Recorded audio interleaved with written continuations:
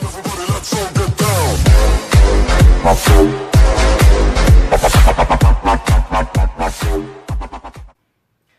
the hell is happening, guys? El Stevo here.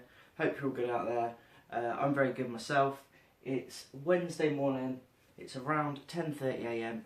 It's a lovely sunny autumn day here in the UK. Everything's good. Got my camera girl here with me again. She is helping to make this video the best it could possibly be. And today's review video is a review of the latest episode of This Is Us Career Day, or Career Plans I think it was. This episode, I've literally just watched it. It was another emotional episode, and we've got a 2-week break now for this show due to the election and stuff, and I'm actually quite pleased because this show is the most draining show on TV at the moment. It's absolutely brilliant. I've said in previous reviews, the relationships in the show are perfect.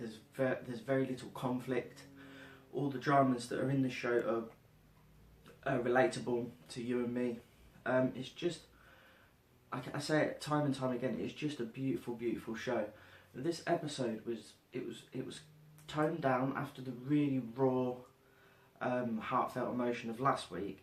This week the emotional beats hit a little bit differently, and we had obviously Kevin. He couldn't find the emotion when he was auditioning for his play, and his girlfriend took him to a memorial service, and he discovered his emotion. And then right at the end she dropped the bombshell. I don't think she actually meant it, but she was just trying to give him the feelings that would help him succeed. And Kevin, for me, I said last week that he's really come of age in this show, and he actually means something now.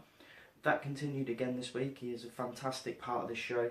I've always liked his character, but I always thought he was a little bit of a side joke. But now he's really like come into it now, and I think his storyline will be fantastic moving forward. The stuff with the main focus of this week's episode was Randall in the past with Rebecca and Jack, and in the future. Now, in the past, obviously, we find out that Randall is a gifted child. Jack doesn't want to send him to a private school. He wants to start his own business.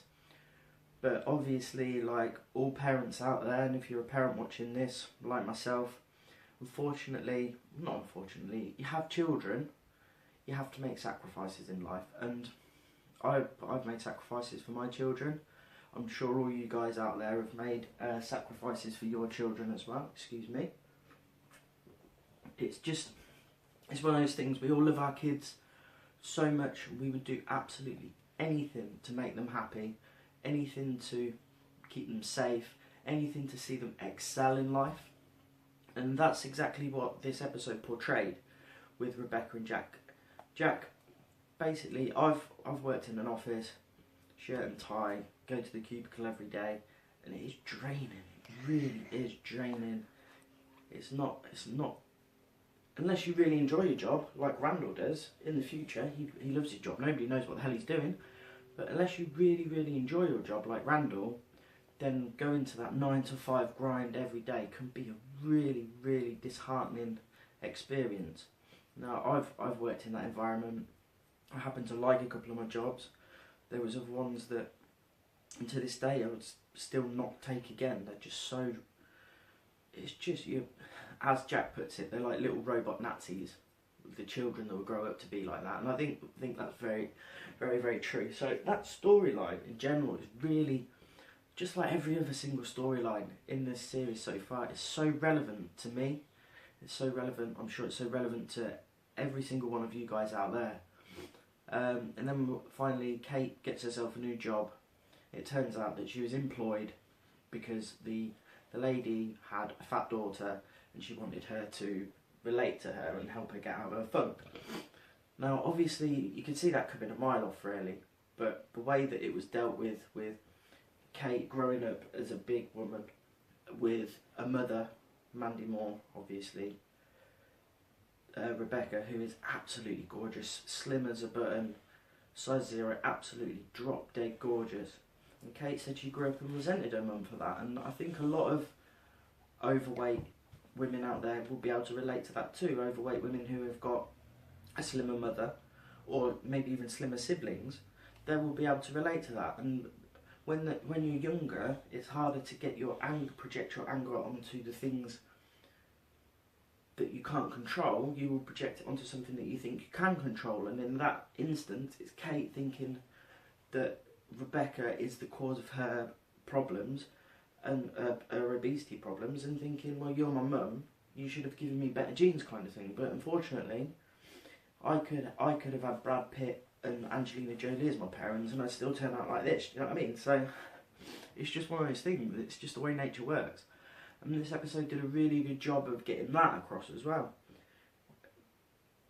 The best relationship in the show for me is Randall and his partner. I think they just bounce off each other. The sarcasm, the energy, the laughter that family has. They're just a perfect family unit. And they remind me of myself and my partner. They just, the sarcasm and the way that they bounce off each other is just brilliant. Like I said, anyway, this episode, it was really, really good. I'm glad that they toned down the emotional beats a little bit. I wasn't quite crying buckets like I was last week, but it was a close run thing. It was just a really nice episode, and we're going to go on a 2-week break now. And I think we're going to come back for episode 7, is it? Refreshed and ready to go again. Good news for us UK people. Obviously, I stream this show every week, but UK fans, this show is coming to Channel 4 in the UK. Channel 4 have struck gold. This show will be massive in the UK. I've already Facebooked it, tweeted it, to let everyone know that this show is going to be absolutely huge in the UK. But for now, that is absolutely it for me. This is El Stevo. This is us. Review. Job done. See you in a couple of weeks for the next one, guys. Peace.